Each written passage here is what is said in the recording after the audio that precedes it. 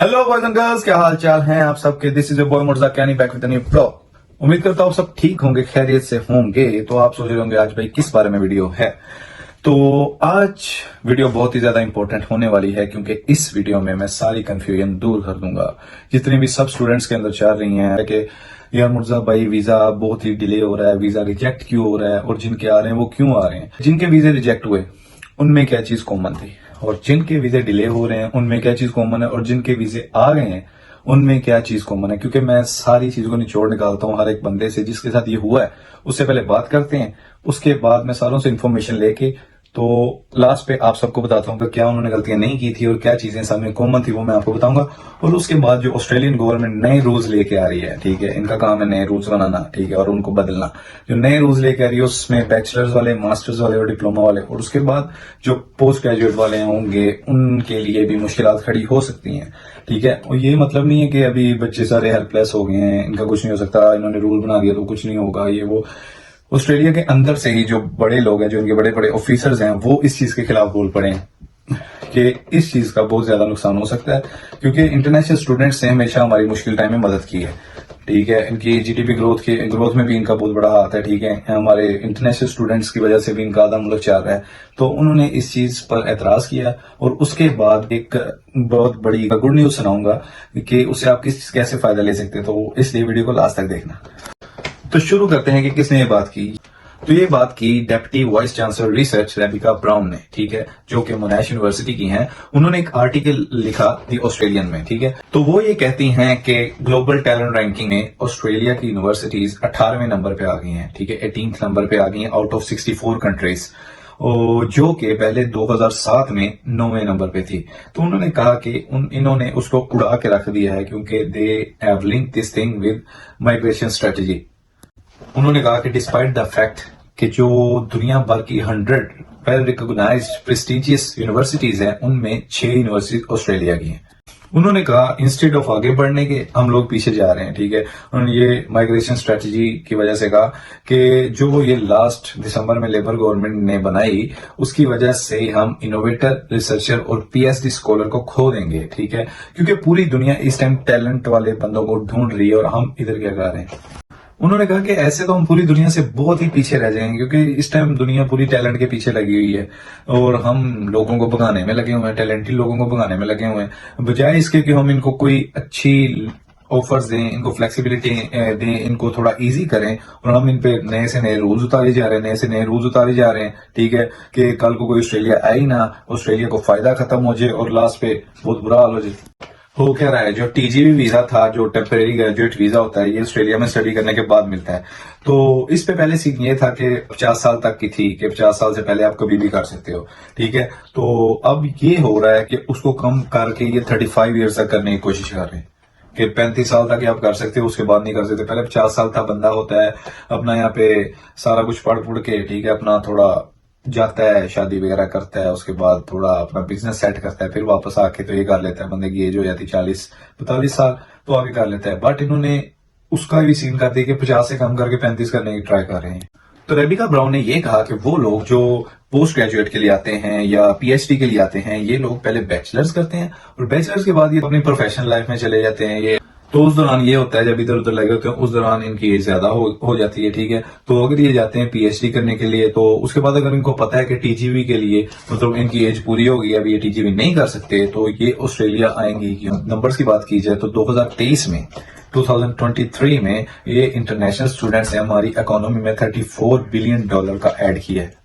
तो हम इनको नजरअंदाज तो कर ही नहीं सकते, क्योंकि अगर इनको नजरअंदाज किया तो हमारी इकोनॉमी भी एक साथ की नजरअंदाज हो जाएगी। और स्टूडेंट्स को ये टेंशन नहीं लगी बात नहीं है, क्योंकि आपको पता होना चाहिए कि आपके लिए कोई एडवोकेसी कर रहा है, ठीक है। और ये बातें मीडिया पे भी छा रही हैं। और अभी आप लोग सारे दिल छोड़ के बैठे हो गए, मुर्जा भाई वीजा ही नहीं आ रहे, जब जिसका देखा है रिजेक्ट हो रहा है, जिसका देखा रिजेक्ट हो रहा है। ऐसी बात बिल्कुल भी नहीं है, ठीक है। अपना दिल बिल्कुल ना तोड़ के बैठो कि वीजा आ ही नहीं रहा तो अप्लाई करने का फायदा। वीजा आ रहे, रिसेंटली मेरे कजन का भी आया है, और वो भी आ भी रहा है 18 या 17 को। तो वीजा आ रहे हैं।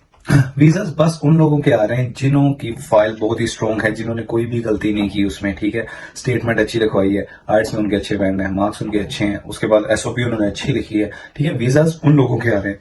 तो मैंने सोचा कि इन चीजों में कहीं गहराई में जाया जाए, ठीक है, कि जिनके आ रहे हैं उनके किस वजह से आ रहे हैं, उनमें क्या चीज कॉमन है, कि क्या उन्होंने गलती नहीं की जिसकी वजह से उनके वीजे आ रहे हैं, और जिनके नहीं आ रहे उनको भी देखा जाए, काफी लोगों को देखा जाए कि उनमें क्या चीज कॉमन है कि उनके नहीं आ रहे। मैंने दोनों चीजों को अच्छे तरीके से देखा। कुछ पिछले महीने तो काफी वीजे हैं और कुछ लोगों के ऑटो ग्रांट भी हुए हैं, तो मैंने उनकी फाइल्स भी चेक की, उन्होंने क्या एसओपी लिखी थी, कितनी स्टेटमेंट थी, ये वो।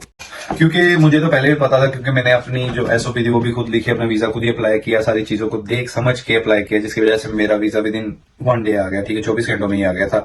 तो मैंने उन लोगों की भी मतलब कि देखा वीजा अपनी चीज जो थी क्लियर करने के लिए कि क्या चीजें हैं जिनकी वजह से वीजा आ रहा है।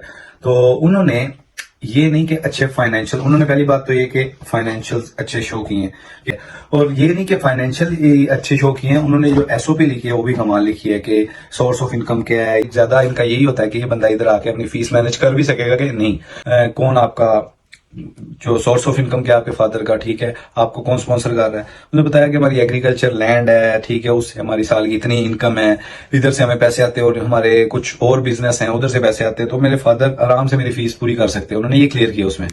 The main thing is your SOP, आपकी एसओपी परफेक्ट होनी चाहिए, ठीक है। परफेक्ट एसओपी होगी तो 100% है कि वीजा आएगा। आपने फाइनेंशियल अच्छे शो करने, उसके बाद एसओपी आपकी परफेक्ट होनी चाहिए। उसके बाद उन्होंने कुछ क्वेश्चन ये पूछे कि रैंडम से क्वेश्चन कि आपने ऑस्ट्रेलिया क्यों चूज किया, आपने यूके क्यों नहीं चूज किया, अमेरिका क्यों नहीं चूज किया, और उसके बाद उन्होंने कहा आपने मेलबर्न की चूज किया, सिडनी की चूज किया, जिधर भी मैंने चूज किया था।